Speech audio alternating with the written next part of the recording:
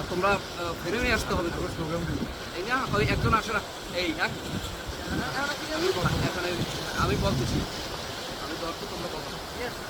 আলহামদুলিল্লাহ সম্মানিত দর্শক, আপনারা দেখছেন আমরা এখন বাংলাদেশের শেষ প্রান্ত অর্থাৎ সেরাদ্বীপে অবস্থান করছি। এরপরে বাংলাদেশের আর কোনো